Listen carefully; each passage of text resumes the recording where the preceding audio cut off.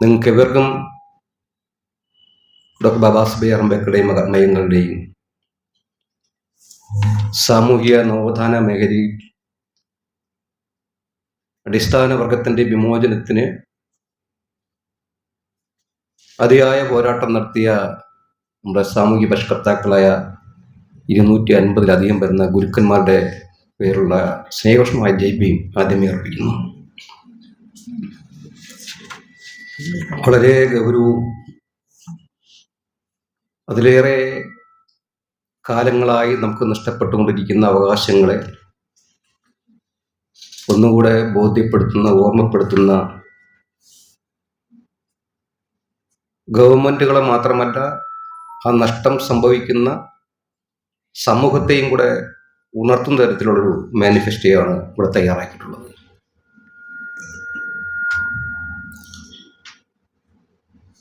ഞാനൊന്ന് ചെറുതായി മാത്രം ഇതിനെ വായിച്ചതേ ഉള്ളൂ. കാരണം ഇതെനിക്ക് കിട്ടിയത് തന്നെ ഇന്നലെയാണ്. പിന്നെ ഞാൻ പറഞ്ഞു ഇന്നലെയാണ്. എങ്കിലും എന്നെ ക്ഷണിക്കാൻ കഴിഞ്ഞ എൻ്റെ സംഘാടക സമിതിക്ക് എല്ലാവർക്കും ഞാൻ ഹൃദയത്തിൻ്റെ ഭാഷയിൽ നന്ദി പറയുന്നു. വളരെ സങ്കീർണമായ വിഷയങ്ങളാണ്, എന്നാൽ ഹ്രസ്വമായി മാത്രമാണ് നമ്മൾ അവതരിപ്പിച്ചിട്ടുള്ളത്. ജനസംഖ്യ കണക്ക് തന്നെ പറയുന്നത് അത് ശരിയാണോ എന്ന് പോലും സംശയിക്കുന്ന തരത്തിലാണ് എൻ്റെ അഭിപ്രായം. ഇവിടെ 12% ജനസംഖ്യ മാത്രമേ SC/ST ഉള്ളൂ എന്നാണ് നമ്മളിത് രേഖപ്പെടുത്തിയിട്ടുള്ളത്. അത് തന്നെയാണ് ഒന്നാമത്തെ നമ്മുടെ ഭാഗത്തുള്ള തെറ്റ്. കാരണം കാക്കക്കാലേറി കമ്മീഷൻ പറഞ്ഞിട്ടൊരു കാര്യം നമ്മൾ വളരെ വ്യക്തമായി മനസ്സിലാക്കേണ്ട ഒരു സംവിധാനം നമ്മൾ കണ്ടെത്തണം. ജനസംഖ്യ ആനുപാതിക കണക്കെടുപ്പിൽ പൂർണ്ണമായും ഉൾപ്പെടാത്ത ആൾക്കാർ SC/ST വിഭാഗക്കാരാണ് ഭൂരിപക്ഷം. അദ്ദേഹം എന്ന് പറഞ്ഞത് യാത്രാ യോഗ്യമല്ലാത്ത സ്ഥലങ്ങളിൽ താമസിക്കുന്നവർ, ആൾ താമസമില്ലാത്ത സ്ഥലങ്ങളിൽ താമസിക്കുന്നവർ, പുറമ്പോക്കുകളിലും മറ്റു തോടുവരമ്പത്തും താമസിക്കുന്നവർ, ഇവരുടെ ഒന്നും കണക്ക് ജനസംഖ്യ ആനുപാതിക കണക്കെടുപ്പിൽ ലഭ്യമല്ലായിരുന്നു. അതുകൊണ്ട് ലഭ്യമായ കണക്ക് വെച്ചാണ് പറയുന്നത് 12% SC/ST മാത്രമേ ഉള്ളൂ കേരളത്തിൽ നിന്ന്. എന്നാൽ മുമ്പ് സംഘടനാപരമായ പ്രവർത്തനങ്ങളിൽ ഏർപ്പെട്ടപ്പോൾ ഞങ്ങൾക്ക് മനസ്സിലാക്കാൻ കഴിഞ്ഞത് 17%-ലധികം വരുന്ന SC/ST കേരളത്തിലുണ്ട്, മുഴുവൻ കണക്കെടുപ്പ് നടത്തി കഴിഞ്ഞാൽ. ഇവിടെ നമ്മൾ SC/STയുടെ കാര്യം മാത്രമേ ഇവിടെ പ്രതിപാദിച്ചിട്ടുള്ളൂ. പക്ഷേ കേരളത്തിൽ ജീവിച്ചിരിക്കുന്നോ ഇല്ലേ എന്ന് അറിയാത്ത ഒരു സമൂഹം കൂടെ ദളിത് റേസുകാർ, അവർ 7% ഉണ്ട്. അങ്ങനെയാണെങ്കിൽ 17-ഉം 7-ഉം 24% അങ്ങൊരു സംഖ്യ വരും. പക്ഷെ ഇതൊക്കെ ഇതര സമുദായ ജനസംഖ്യ കണക്കിൽ കയറിപ്പോകുന്ന സംവിധാനമാണ് നമ്മൾ അടുത്ത നാളിൽ കാണുന്നത്. മുൻപുണ്ടായിരുന്ന പഠനത്തിൽ 9% ഉണ്ടായിരുന്ന സമൂഹം ഇപ്പോൾ 15%, 16% അവകാശപ്പെടുന്നു. 22-ഉം 23% ഉള്ളവർ ഞങ്ങൾ 32-ഉം 37-ഉം അവകാശപ്പെടുന്നു. ഈ അവകാശപ്പെടുമ്പോൾ നമ്മൾ വിചാരിക്കും അവരുടെ വളരെ ലാഘവത്തോടെയാണ് അവകാശപ്പെടുന്നത്. അതല്ല, മറിച്ച് സർക്കാർ തലങ്ങളിൽ നിന്ന് അവർക്ക് ലഭ്യമാവേണ്ട അവകാശങ്ങളെയും അധികാരങ്ങളെയും കണക്കിലധികം പറഞ്ഞ് ചോദിച്ച് വാങ്ങുക എന്നൊരു ലക്ഷ്യത്തോടു കൂടിയാണ് പറയുന്നത്. പക്ഷെ നിർഭാഗ്യവശാൽ നമ്മൾ ഈ പഠനമൊന്നും നടത്താതെ നമ്മൾ 12% തന്നെ ഇരിക്കുകയാണ്. പല സ്ഥലങ്ങളിലും ആനുപാതികം കൃത്യമായി നമുക്ക് ലഭിക്കുന്നുള്ള ബോധ്യവും നമുക്കുണ്ട്. പക്ഷെ അത് കൃത്യമല്ല എന്ന് നമ്മൾ പഠനത്തിലൂടെ തെളിയിക്കാൻ കഴിയുന്ന സംരംഭങ്ങൾ കേരളത്തിലുണ്ട്. ഏതൊരു മേഖല എടുത്ത് പരിശോധിച്ചാൽ രാജമാണിക്യം റിപ്പോർട്ടിന്റെ ഒരു ഭാഗം വന്നത് 4 ജില്ലയിൽ മാത്രമാണ്, അല്ലേ സാറേ? അല്ലേ, 4 ജില്ലയിൽ നിന്ന് മാത്രമാണ്. 5 ലക്ഷത്തിലധികം ഏക്കർ ഭൂമി മിച്ചഭൂമിയായി കിടക്കുന്നു എന്ന് പറയാണ്. അങ്ങനെയാണെങ്കിൽ 14 ജില്ലയിലും ഒരു പഠനം നടത്തി മിച്ചഭൂമിയുടെ ആകെ തുക കണക്കെടുത്തു കഴിഞ്ഞാൽ എത്ര ഏക്കർ വരും? ഈ പറയുന്ന രീതിയിൽ നമുക്ക് ഏക്കർ കണക്ക് ഭൂമി കൊടുക്കാൻ കഴിയും എന്ന് പറയുന്നൊരു പഠനം നമുക്ക് നടത്താൻ. ചില പഠനങ്ങൾ മാത്രമാണ്. നമുക്ക് 6 ഭൂമി അത് വാങ്ങിച്ചത് SC/ST ഫണ്ട് കൊണ്ടാണ്, SCP ഫണ്ട് കൊണ്ടാണ്. പക്ഷെ അത് ഇന്ന് എന്താണ് അതിൻ്റെ സാഹചര്യം നമ്മൾ മനസ്സിലാക്കണം. ഇതില് നമുക്കെന്താ സിവിൽ സർവീസ് സ്റ്റഡീസ് സെന്റർ വേണമെന്ന് ആവശ്യപ്പെട്ടുള്ളൂ. വളരെ നല്ല കാര്യമാണ്. പക്ഷേ നന്ദൻ ഇവിടെ മണ്ണന്തല നമുക്കുണ്ടായിരുന്ന സ്ഥാപനം എന്ത് ചെയ്തു?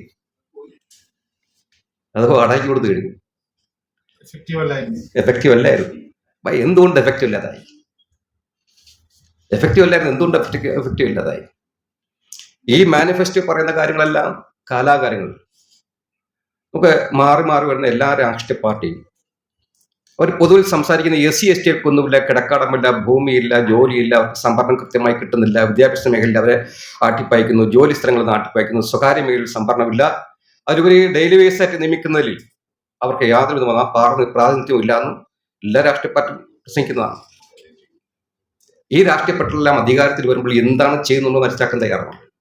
കാലാകാലങ്ങളിൽ നമുക്ക് ലഭ്യമാവേണ്ട നമ്മുടെ അവകാശങ്ങളും ആനുകൂല്യങ്ങളും ലഭിക്കുന്നുണ്ടോ എന്നുകൂടെ പരിശോധിക്കാൻ നമ്മൾ തയ്യാറാണ്.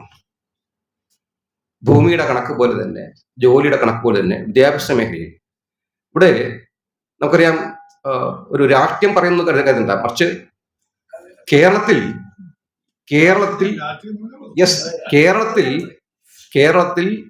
നമ്മളൊന്ന് മനസ്സിലാക്കേണ്ടത് വിദ്യാഭ്യാസമാണ് ഈ രാജ്യത്ത് അവകാശ അധികാരങ്ങൾക്ക് വേണ്ടി ശബ്ദമുയർത്താൻ കഴിയുന്ന മാനദണ്ഡം എന്ന് കണ്ട് കേരള ഗവൺമെന്റ് വിദ്യാഭ്യാസം ഇവിടുത്തെ അടിസ്ഥാന വർഗം ചെയ്യരുതെന്ന് പറഞ്ഞൊരു വളരെ വ്യക്തമായ ധാരണയോടാണ് ഇപ്പോഴത്തെ വിദ്യാഭ്യാസ മേഖലയുടെ നയങ്ങൾ നടപ്പിലാക്കിയിരിക്കുന്നത്.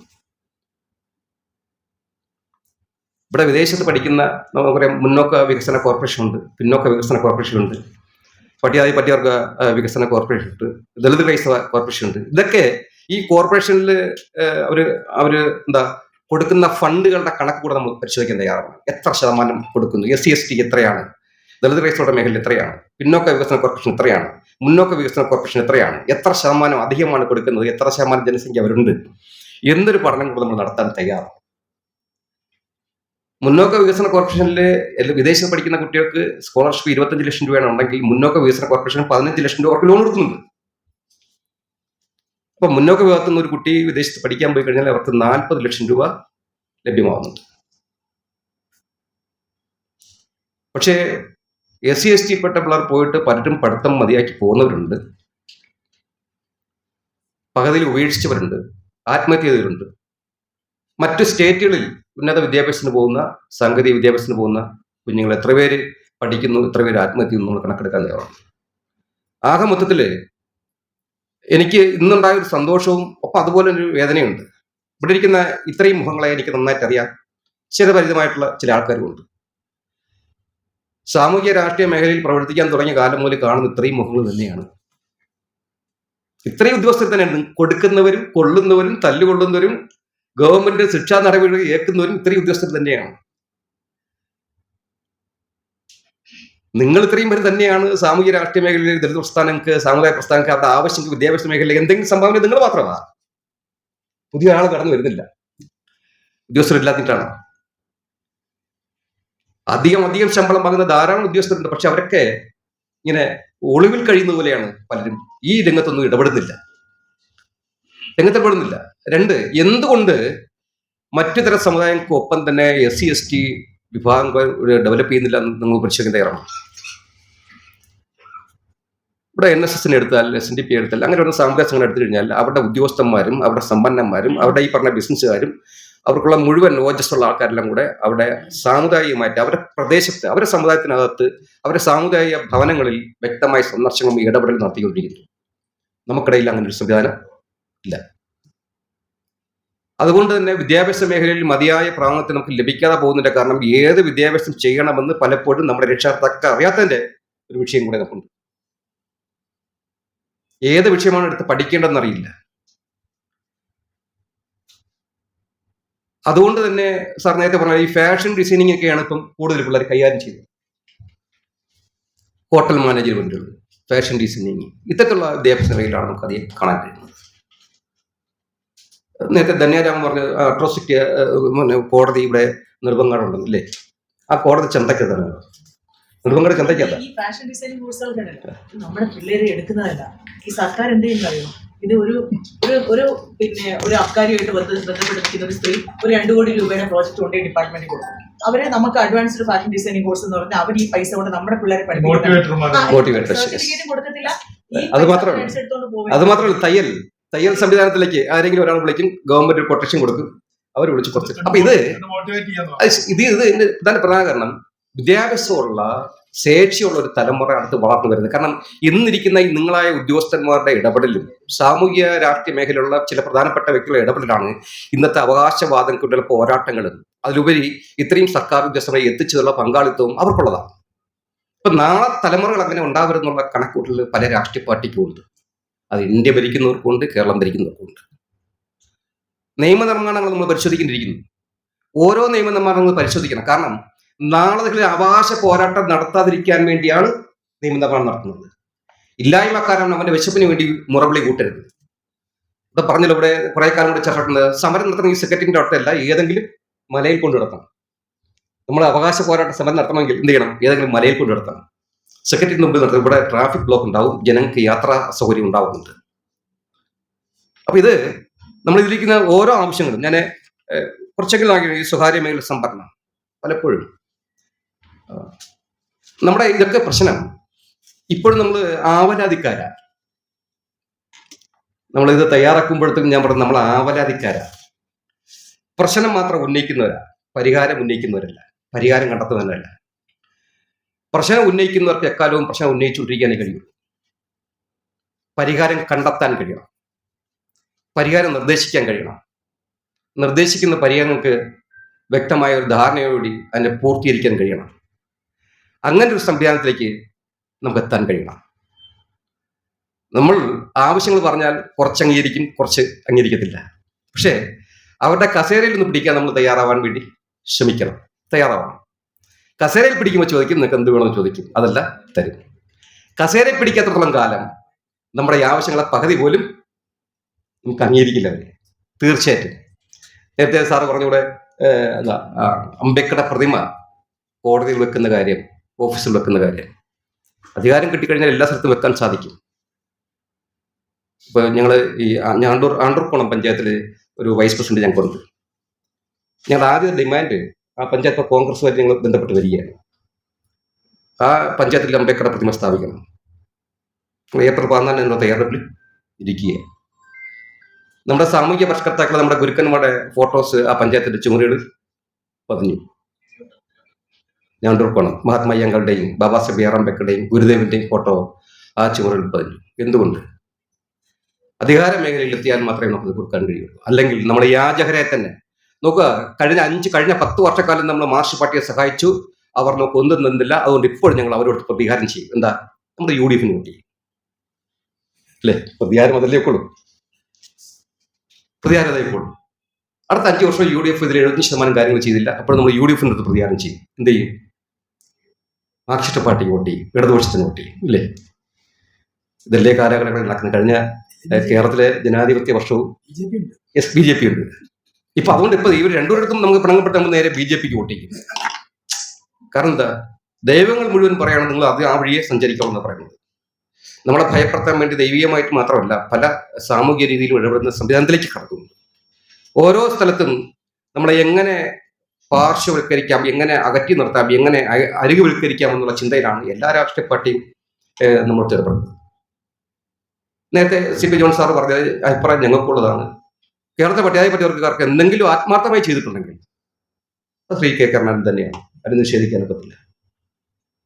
ഞാൻ BSP കാണാമെങ്കിൽ പോലും ഞാൻ സംബന്ധിച്ച് പറയുന്നത് അതുകൊണ്ടാണ്. കാര്യങ്ങളെ സത്യമായി തന്നെ കണ്ട് പറയാനുള്ളത് ആഗ്രഹം കൊണ്ടാണ് പറയുന്നത്. പക്ഷെ അതിനുശേഷം വന്ന എല്ലാ രാഷ്ട്രീയ നേതാക്കന്മാരും നമ്മൾ പരിശോധിക്കുക. തരാന്ന് പറഞ്ഞാൽ എന്തെങ്കിലും തന്നിട്ടുണ്ടോ? നമ്മുടെ PC കാണ്ട് പറഞ്ഞത് നമ്മൾ പോയും വയലില്ല, അത് പോട്ടെ, വയൽ വേണ്ട, കുടിയുടെ പ്രവാസം പോലും നമുക്ക് ലഭിച്ചിട്ടില്ല. പറയുമ്പോൾ പല സ്റ്റേജുകളിലും പ്രസംഗിക്കുന്ന പട്ടികക്കാർ അടിമകളാക്കിയിരുന്നു. വസ്ത്രം എടുക്കാൻ സ്വാതന്ത്ര്യമില്ലായിരുന്നു, അവർ വസ്ത്രം എടുക്കാൻ പഠിപ്പിച്ചു. ആരാ? 28-38 വന്ന കമ്മ്യൂണിസ്റ്റ് പാർട്ടി. അതിനു മുമ്പ് കേരളത്തിൽ 300-600 സ്കൂള് ഇവിടെ ഉണ്ട്. അതായത് നമ്മുടെ അവകാശങ്ങളെല്ലാം നമ്മൾ നേടിയെടുത്തതെല്ലാം മറ്റൊരാൾ ദാനം ചെയ്തതാണെന്ന് വരുത്തി തീർക്കുന്ന സംവിധാനം. നമ്മൾ എങ്ങനെ ഇതെല്ലാത്തിൽ നിന്ന് മാറ്റി നിർത്തപ്പെട്ടു എന്ന് ചിന്തിക്കാൻ അവർ തയ്യാറാവുന്നില്ല. ഇതൊക്കെ ഉണ്ടായിരുന്ന ഒരു വിഭാഗം ഇങ്ങനെ നിന്ന് മാറി നിൽക്കുന്നു എന്ന് ചിന്തിക്കാൻ തയ്യാറാവുന്നില്ല.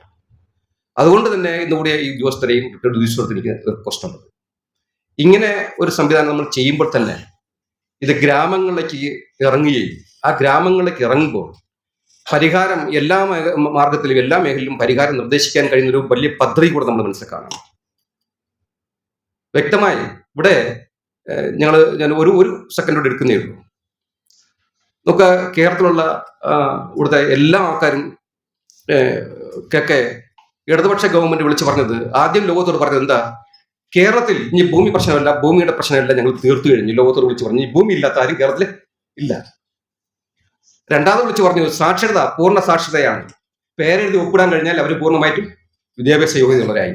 മൂന്നാമത് വിളിച്ചു പറഞ്ഞ എന്താ, അതിദാരിദ്ര്യമില്ലാത്ത ഒരു മേഖലയാണ് കേരളം. അപ്പൊ സ്ഥിരം കബളിപ്പിക്കപ്പെടുന്ന ഒരു സമൂഹമായി നമ്മൾ മാറി. പക്ഷെ എന്നിട്ട് നമ്മൾ പഠിക്കാത്തൊരു സമൂഹമായി ഇപ്പോഴും നിലനിൽക്കുന്നുണ്ട്. തീർച്ചയായിട്ടും ഒരു രാഷ്ട്രീയ പ്രവർത്തകൻ എന്നുള്ള നിലയ്ക്ക്, സാമൂഹ്യ പരിഷ്കരണമാണ് ലക്ഷ്യമെന്ന നിലയ്ക്ക്, യാചനാ സ്വരങ്ങൾക്കും അപേക്ഷകൾക്കും വിരാമമിടേണ്ട കാലം കഴിഞ്ഞു എന്നാണ് എനിക്ക് നിങ്ങളോട് പറയാനുള്ളത്. ഇപ്പോഴും ഒരുപക്ഷെ നമ്മുടെ മനസ്സുകളെ പയക്കുന്ന ഭയം നമ്മളെ ഭരിക്കുന്നതായിരിക്കാം. നമ്മൾ തിരിഞ്ഞ് ചെയ്താൽ നമ്മളെ ഉപദ്രവിക്കുന്നു, നഷ്ടം വരുന്നു, പലരെയും ബുദ്ധിമുട്ടുണ്ടാവും എന്നുള്ള ഭയം നമ്മളെ ഭരിക്കുന്നതായിരിക്കാം. ഭയം അതിന് പ്രത്യേക രൂപമൊന്നുമില്ല, അതിന് സ്വഭാവം മാത്രമേ ഉള്ളൂ. ഭയത്തിന് രൂപമൊന്നുമില്ല. നമ്മളെ പ്രൊമോഷൻ തരില്ല, ട്രാൻസ്ഫർ ചെയ്യും, നമുക്ക് ജോലി ലഭിക്കില്ല, ഉപദ്രവിക്കപ്പെടും, വീട് കിട്ടില്ല, ആട് കിട്ടില്ല എന്ന് പറയുന്നൊരു തരത്തിലേക്ക് ഇന്നും വീടും ആടും മാത്രം ലക്ഷ്യം വെക്കുന്ന ഒരു ജനതയായിട്ടാണ് രാഷ്ട്രീയക്കാർ കാണുന്നത്. നമുക്കുള്ള വീടിന്റെ അളവ് നേരത്തെ പറഞ്ഞു 350 സ്ക്വയർ അല്ല, 420 സ്ക്വയർ ഫീറ്റ്, 405 സ്ക്വയർ ഫീറ്റാണ്. ഇവിടെ ഇതിൽ പറഞ്ഞിട്ടുണ്ട്, ഒരു വെയിറ്റിംഗ് ഷെഡ് വെക്കാൻ 10 ലക്ഷം മുതൽ 17 ലക്ഷം വരെ ചിലവാക്കുന്നു. 100 സ്ക്വയർ ഫീറ്റേ ഉള്ളൂ കേട്ടോ. 100 അല്ലെങ്കിൽ 150 സ്ക്വയർ ഫീറ്റ്, 100 സ്ക്വയർ ഫീറ്റ് വരുള്ളൂ, 150 സ്ക്വയർ ഫീറ്റ് വരുള്ളൂ വെയിറ്റിംഗ് ഷെഡ്. അതിന് 12 ലക്ഷം മുതൽ 10 ലക്ഷം മുതൽ 17 ലക്ഷം വരെയാണ് അവർ ബഡ്ജറ്റ് ഇടുന്നത്. 450 സ്ക്വയർ ഫീറ്റ്, 425 സ്ക്വയർ ഫീറ്റ് വീട് വെക്കാൻ ഇടുന്ന ബഡ്ജറ്റ് 4 ലക്ഷം 6 ലക്ഷം. നേരത്തെ CP സാർ പറഞ്ഞു ഇവിടെ ആദിവാസികൾക്ക് SC-യേക്കാൾ ഭൂമിയുണ്ട്. പക്ഷേ അവിടെ വലിയൊരു ചതി നടക്കുന്നുണ്ട്. ഭൂമിയുള്ള പല ആദിവാസി പെൺകുട്ടികളെയും നാട്ടിൻപുറത്തുള്ള പല മിടുക്കന്മാരും വിവാഹം കഴിക്കും ഭൂമി കൈക്കലാക്കാൻ. നാട്ടിൽ വേറെയും ഭാര്യയും പിള്ളേരുണ്ട്. കാരണം അട്ടപ്പാടി പോലുള്ള സ്ഥലങ്ങൾ എനിക്ക് പോയപ്പോൾ അനുഭവപ്പെട്ടതൊക്കെ. ഈ ഭൂമി അവരുടെ കയ്യില്ല. ആദിവാസികൾക്ക് ഭൂമി ഉണ്ടായിട്ട് കാര്യമില്ല, അവർക്ക് ഉപയോഗിക്കാൻ കഴിയുന്നുമില്ല. അപൂർവവും ചില ആൾക്കാർക്ക് മാത്രം ഉപയോഗിക്കാൻ കഴിയുന്നുള്ളൂ. അത് സാമൂഹിക പ്രവർത്തനമായിട്ട് ബോധമുള്ള ആൾക്കാർക്ക് മാത്രമേ ആ ഭൂമി ഉപയോഗിക്കാൻ കഴിയുന്നുള്ളൂ. പക്ഷേ ഈ ഒരു മെമ്മോറാണ്ടം നമ്മൾ കൊടുക്കുമ്പോൾ തന്നെ, ഇത് തയ്യാറാക്കുമ്പോൾ തന്നെ നമ്മൾ ഇതിൽ എടുക്കേണ്ട ചില തീരുമാനങ്ങളോട് വേണം. കാരണം ഇത് നടപ്പിലാക്കാൻ കഴിയുന്ന രാഷ്ട്രീയ പാർട്ടികളെ കണ്ടെത്തുക മാത്രമല്ല, മറിച്ച് ഇത് ലഭ്യമാക്കാത്ത രാഷ്ട്രീയ പാർട്ടികൾക്കെതിരെ നീങ്ങാനും അതിനെ പരാജയപ്പെടുത്താൻ തയ്യാറാണ്. ഞങ്ങളുടെ ഗുരു പറഞ്ഞത്, അത് കാൻഷാൻജി പറഞ്ഞത്, നിങ്ങൾ ജയിക്കാൻ വേണ്ടിയല്ല ആദ്യം ശ്രമിക്കേണ്ടത്, നിങ്ങൾ തോൽപ്പിക്കാൻ വേണ്ടി ശ്രമിക്കണം. സുലഭമായി ജയിച്ചുകൊണ്ടിരിക്കുന്ന ആളെ തോൽപ്പിക്കുമ്പോഴത്തേക്ക് അടുത്ത് നമ്മുടെ തോളത്തിലിടാൻ തീർച്ചയായിട്ടും വരും. അതിന് സംശയമൊന്നും വേണ്ട. നമുക്ക് പങ്കാളിത്തമുള്ള ഒരു അധികാരം കൂടെ കിട്ടിക്കഴിഞ്ഞാൽ ഈ പരാതികളെല്ലാം പരിഹരിക്കാൻ കഴിയും എന്ന് 100% ബോധ്യമുള്ള ഒരു വ്യക്തിയാണ് ഞാൻ. കാരണം അത് ചെയ്തു കഴിഞ്ഞു. ഞങ്ങൾക്ക് അധികാരം കിട്ടിയപ്പോൾ ഞങ്ങൾ ചെയ്തതാണ് എന്ന് നിർത്തുന്നു. ഈ മാനിഫെസ്റ്റോ പറഞ്ഞിട്ടുള്ള കാര്യങ്ങളെല്ലാം ഈ പിൻവാതിൽ നിയമനം അതൊക്കെ ഇവിടെ പറഞ്ഞതാണ്. ഇവിടെ സ്വിഫ്റ്റ് എന്ന് പറഞ്ഞ സാധനത്തിൽ 1800 പോസ്റ്റ് നടന്നതിൽ സംഭരണമൊന്നും നടന്നിട്ടില്ല. അങ്ങനെ പല മേഖലയിലും ഇടതുപക്ഷ ഗവൺമെന്റ് ഇങ്ങനെ എല്ലാവരെയും പിൻവാതിലൂടെ നിയമിക്കും. അവർ പോകാൻ നേരത്തെ കുറച്ചുപേരെ സ്ഥിരപ്പെടുത്തിയിട്ട് പോകും. സംഭരണം എന്ന് പറഞ്ഞാൽ അട്ടിമറിക്കപ്പെട്ടു. ഇവിടെ 5,46,000 എന്ന PS സ്ഥിര സർക്കാർ ഉദ്യോഗസ്ഥരുണ്ട്. ഡെയിലി വാസത്തിൽ 4 ലക്ഷത്തിലേയും വരുന്ന ആൾക്കാരുണ്ട്. അതിലൊന്നും സംഭരണം പാലിക്കപ്പെട്ടിട്ടില്ല. ഇതിനെ മൊത്തം നോക്കുകയാണെങ്കിൽ സംഭരണം നമുക്ക് 5% പോലും കേരളത്തിൽ ലഭിച്ചിട്ടില്ല എന്ന് നമുക്ക് മനസ്സിലാക്കാൻ കഴിയും. നമ്മൾ വളരെ ഈ PSC നിയമനത്തെക്കുറിച്ച് മാത്രമാണ് നമ്മൾ പഠിക്കുന്നത്. അല്ല, ടോട്ടൽ സംഭരണം നോക്കിയേ നമുക്ക് 3-4% മാത്രമേ സംഭരണം ലഭിച്ചിട്ടുള്ളൂ. അതുകൊണ്ട് ഈ ഒരു സംരംഭം എന്തായാലും ഒന്നിച്ചു കൂടിയുള്ള ഒരു തീരുമാനം, ഇത്തരത്തിലുള്ള ഉദ്യോഗസ്ഥർ ഒരു ഒന്നിച്ചു കൂടൽ, അതൊരു പുത്തൻ ഉണർവും പുത്തൻ ആശയവും നൽകട്ടെ എന്നും ഇത് എല്ലാ മേഖലയിലും നമുക്ക് വ്യാപിപ്പിക്കാൻ കഴിയട്ടെ എന്ന് ആശംസിച്ചുകൊണ്ട് എൻ്റെ വാക്കുകൾ നിർത്തുന്നു. നിങ്ങൾക്ക് എൻ്റെ നന്ദി, നമസ്കാരം. ജി.